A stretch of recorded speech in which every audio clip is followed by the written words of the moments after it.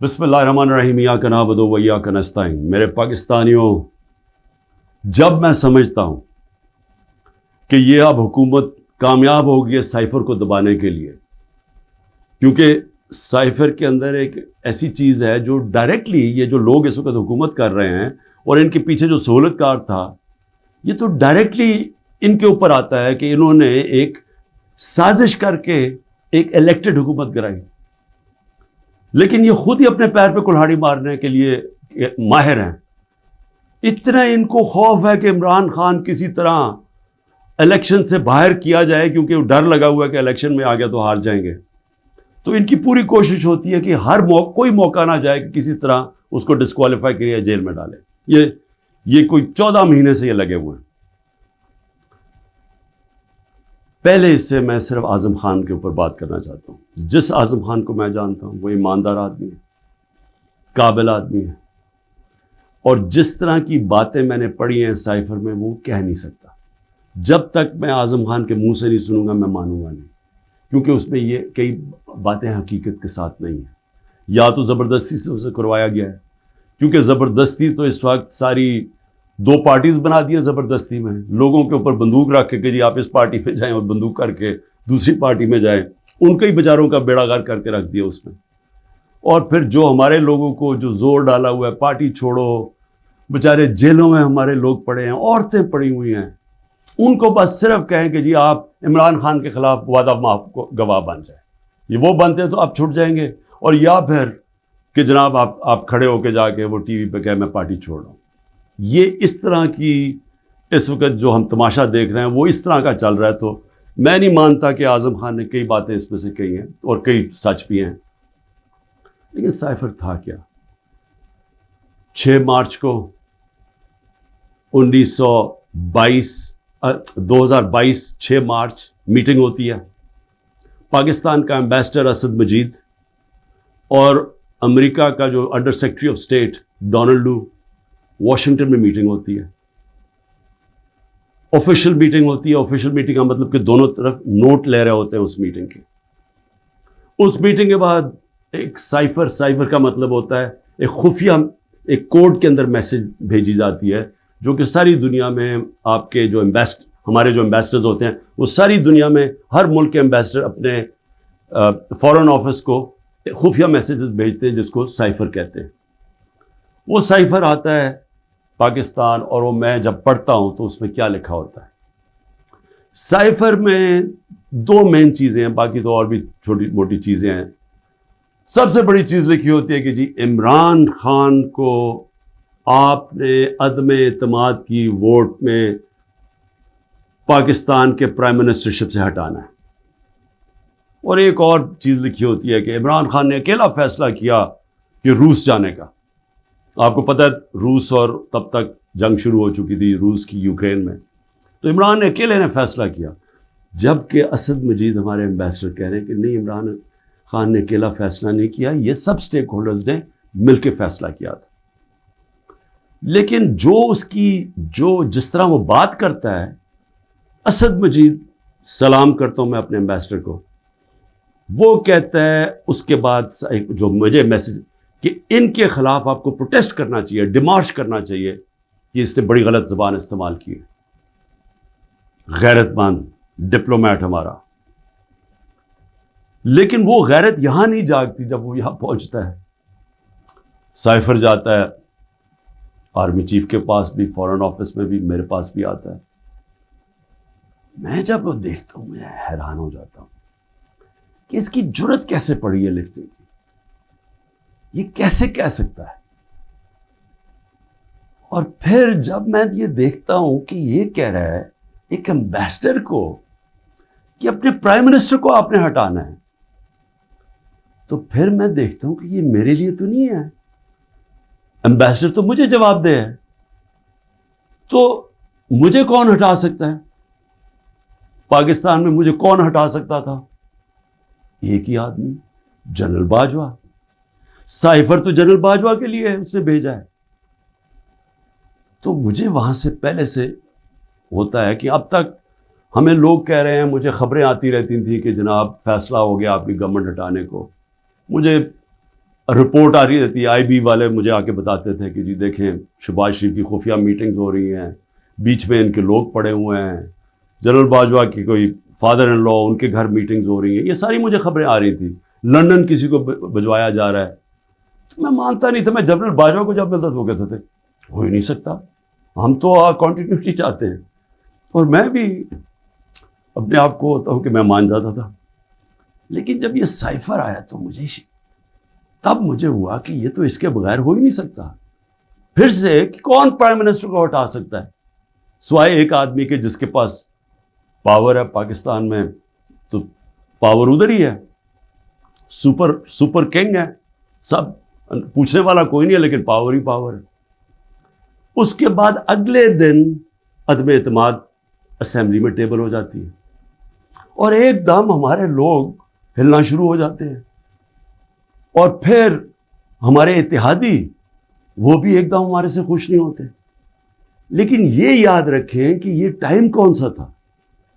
ये वो टाइम था जब पाकिस्तान की इकॉनमी 17 साल में सबसे बेहतर इंप्रूव कर रही थी। इकोनॉमिक सर्वे उठा के देख लें आप, सारे इकोनॉमिक इंडिकेटर्स देख लें, हम बड़े मुश्किल वक्त से निकले थे, बैंकरप्ट इकॉनमी मिली, 2 साल कोरोना आ गया।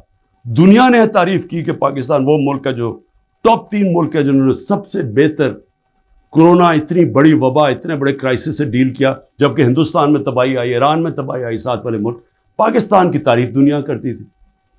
वो एक अमेरिका के अंदर जो फाइनेंशियल एडवाइजर था ट्रंप का, मेरा वो कहता है कि अगर पाकिस्तान का जिस तरह कोरोना पे पाकिस्तान ने डील किया, अगर अमेरिका करता तो 10 खरब डॉलर का अमेरिका को बचता था। तो उधर से निकले, इकॉनमी ग्रो कर रही है, इंडस्ट्री ग्रो कर रही है, तो एकदम ही आदमी एतमाद किधर से आ गई। तो जिसको मैसेज दी थी उसने अपना काम शुरू कर दिया, एजेंसीज ने काम शुरू कर दिया, हमारे लोगों को मैसेजेस आनी शुरू हो गई कि जनाब ISI के लोग एक्टिव हो गए। मुझे एक जब आया, मैं जनरल बाजवा के पास गया, मैंने कहा आपका लाहौर वाला जो आदमी है वो हमारे MNS को कह रहा है कि हमने हाथ उठा लिया है, अब आने वाली गवर्नमेंट दूसरी है, ये शहबाज शरीफ की। मैं जनरल बाजवा को वो अच्छा उसने कहा है, मैं अभी उससे फारग करता हूं। तो ये ड्रामे हमारे से होते रहे, पीछे से पूरा प्लान बना हुआ था। अच्छा, पहले तो मैं ये कहूं कि मुझे इतना शर्म आई, मुझे पाकिस्तानी होते हुए मैं आपको सच बताना चाहता हूं, मुझे शर्म आई कि इसकी जुर्रत कैसे हुई किसी छोटे एक ऑफिशियल की कि जो हमें इतनी बड़ी धमकी दे दे और एम्बेसडर के जरिए मैसेज भिजवाए कि प्राइम मिनिस्टर को हटा दो। लेकिन उसकी गलती नहीं थी, शर्म यहां नहीं आ रही थी। जिन लोगों की जिम्मेदारी थी कि कौम की हिफाजत करना, जिस आदमी की कि कौमी वकार को बचाना, कौमी गैरत, वो साथ मिला हुआ था। उसने उनके, यानी ये सारा प्लान उधर से शुरू हुआ था। और मैं सिर्फ अपनी कौम से ये कहना चाहता हूं कि देखें, ये याद रखें कि अब एक चीज समझें, जब अगर मैं जनरल बाजवा की तनकीद कर रहा हूं, और ये मैं सारा साबित कर सकता हूं क्योंकि मुझे पता है सारी चीजें मेरे अंदर, एक एक चीज मुझे याद है हुआ क्या, उससे पहले भी उसके बाद भी। मैं पाकिस्तान की फौज की तनकीद नहीं कर रहा, मैं एक आदमी की कर रहा हूं जो गलती की जिसने। हम बहुत बड़ा जुल्म कर रहे हैं अपने मुल्क से कि हम जनरल फैसल नसीर, मुझे पहले से पता था कि मेरे ऊपर, मैं 6 हफ्ते पहले से लगा हुआ था कि मुझे इन्होंने कत्ल करने की कोशिश करनी है और दीनी था पसंद के नाम, मेरी जलसों के अंदर तकरीरें थी। तो जब मेरे ऊपर अटेम्प्ट होता है और मैं FIR लिखवाता हूं, मुझे पता था कि ये पीछे सबसे ये था, मास्टरमाइंड था, अपनी FIR नहीं कटवा सका। जब JIT के अंदर यह साबित हो गया कि एक ने 3 शूटर थे, तो जो सारा हुकूमत का जो इन्होंने कोशिश कर रहे थे कहने की जी दीनी इंतहा पसंद है, वो जब सारा वो इनका नैरेटिव ही खत्म हो जाता है, तो इन्होंने JIT को सैबोटाज किया और फिर मेरे ऊपर गद्दारी का पर्चा कर दिया है कि जनरल फैसल नसीर को मैंने डर्टी हैरी क्यों कहा, साइकोपैथ क्यों कहा, मेरे ऊपर गद्दारी का पर्चा लग जाता। मैं फिर से कहता हूं, कि अगर हमने ये करना है अपने मुल्क के साथ कि किसी इदारे को, अगर मैं किसी जज की बात करूंगा तो मैं सारी जुडिशरी के खिलाफ हो गया, इसका मतलब क्या, मैं पुलिस के खिलाफ करूंगा तो सारी पुलिस को मैंने बुरा भला कह दिया। ये तो हम अपने मुल्क को तबाह कर रहे हैं। ये प्लीज मेरी कौम, प्लीज आप ये समझ जाएं एक बात, अगर माशरे से आप तनकीद खत्म करते हैं, आप माशरे की कब्र खोद देते हैं। क्योंकि इस्लाहत होती कैसे है, इंक्वायरी क्यों होती है? हमूदुर रहमान इंक्वायरी, जब हमारा मुल्क टूटा, ईस्ट पाकिस्तान टूटा, तो जब वो इंक्वायरी हुई, अगर उसके ऊपर अमल होता कि ये हमने गलतियां की हैं, अपनी इस्लाहत करते, तो उसके बाद पाकिस्तान बड़ी गलतियों से बच जाता। लेकिन जुर्रत ही नहीं थी फेस करने की तनकीद। हमने वो इतना बड़ा जुल्म किया कि 25 साल के बाद वो किधर निकली? हुमूदुरबान हिंदुस्तान के अंदर। अब जब ये हुआ, मैं कहता गया, मैंने सारों को कहा कि इतना बड़ा जुल्म हो रहा है तो इसके ऊपर इंक्वायरी हो। मैंने चीफ जस्टिस साहब को मैंने वो साइफर भेजा कि जी इसके ऊपर इंक्वायरी करवाएं। नेशनल सिक्योरिटी काउंसिल के सामने रखा। नेशनल सिक्योरिटी काउंसिल के सामने 30 मार्च को मैंने रखा कि जी ये है, सारे आर्मी चीफ्स बैठे हुए थे, सर्विस चीफ्स बैठे हुए थे, सबके सामने रखा कि ये उसने लिखा है और आपका एम्बेसडर कह रहा है कि इनको प्रोटेस्ट करो कि ये किसी की जरूरत नहीं होनी चाहिए इस तरह का, किसी भी एक मुल्क को, आज़ाद मुल्क को इस तरह का ज़बान इस्तेमाल करनी। उन्होंने कहा जी हाँ, मुदाखलत तो हुई है, तनकीद की, अमेरिका को प्रोटेस्ट भी किया नेशनल सिक्योरिटी काउंसिल ने 30 मार्च को। मैंने पार्लियामेंट में लेके गया कि इन कैमरा मीटिंग करवाई, मैंने कहा इनके सामने रखो। ऑपोजिशन को लीडर ही नहीं आया उस मीटिंग पे। शहबाज शरीफ, आसिफ ज़रदारी, इन्होंने बॉयकॉट कर दी। क्यों की? क्योंकि मिले हुए थे साथ, ये इसका हिस्सा थे, ये साजिश का हिस्सा थे। क्योंकि क्या ये पाकिस्तान के प्राइम मिनिस्टर के खिलाफ एक आदमी कह रहा है कि इसको हटाओ, तो क्या ये इमरान खान छोड़े किसी भी मुल्क को इजाजत देता है ऐसे? क्या ईरान के अंदर किसी की जरूरत है कि उनके एम्बेसडर को कह के जाके अपने प्रेसिडेंट को हटा दे? या हिंदुस्तान में किसी की जरूरत है कि कहे कि ये एम्बेसडर कह के जी नरेंद्र मोदी को हटा दे? कौमी गैरत होती है, कौमें गैरत के ऊपर खड़ी होती हैं, कौम गैरत स्टैंड लेती हैं, मुश्किल वक्त गुजारती हैं और मजबूत हो जाती हैं। दुनिया उनकी इज्जत करता है, दुनिया उस कौम की इज्जत करता है जो अपनी इज्जत करती है। जब एक आम ऑफिशियल इस तरह का स्टेटमेंट दे और मैं उसके ऊपर कुछ हो ही ना, यानी नेशनल सिक्योरिटी काउंसिल में हैरान हो गया कि सिर्फ जी हम डिमार्च करते हैं। आप इंक्वायरी करनी चाहिए थी, पूछना चाहिए था, लिखना चाहिए था कि इसने क्यों ये कहा। और इंक्वायरी जब होनी थी तो एक आदमी ने सामने आ जाना था, जनरल बाजवा ने। मुसलसल ये जनाब इनकी मीटिंग्स होती थी, इनकी वो चार्ज रिफेयर से मिलते थे। क्या आईएसआई को नहीं पता था कि पिछले 3 महीने के अंदर हमारे पार्लियामेंटेरियंस, हमारे पीटीआई के बैक बेंचर्स और ये ऑपोजिशन लीडर से बार बार अमेरिकन एम्बेसी में जा रहे थे। अरशद शरीफ ने पूरा प्रोग्राम किया, बताया कि कौन कौन से दिन कौन कौन से लोग गए। राजा रियाज का बताया गया, क्या राजा रियाज वहां फॉरेन पॉलिसी डिस्कस करने गया था?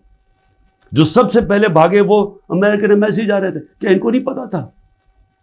इसके हिस्सा थे, साजिश हो रही थी किसी तरह इमरान खान को रास्ते से हटाया जाए, तब प्लान बना। और मुझे इतने अफसोस से कहना पड़ता है कि किसी को, जो भी लोग ये देख रहे थे कि यार, मैं सोचा कि क्या इनको कोई इनको नहीं है कि पाकिस्तान एक बड़ी ख्वाब का नाम था। पाकिस्तान का मतलब क्या? ला इलाहा इल्लल्लाह। मेरे अपने के लोग कह रहे हैं इमरान साहब ये आप साइफर ना उठाएं पब्लिक में, अमरीकी नाराज हो जाएंगे। मैं पब्लिक में जाके, मैं क्यों पब्लिक को बताया? मैं अपनी कौम को बताना चाहता था, क्योंकि कौम गैरतमंद है, कौम खड़ी हो गई साथ। ये सियासी तौर पे नहीं मैं कर रहा, मैं वो पाकिस्तानी हूं जो इस मुल्क के जो ख्वाब था मैं उसमें बिलीव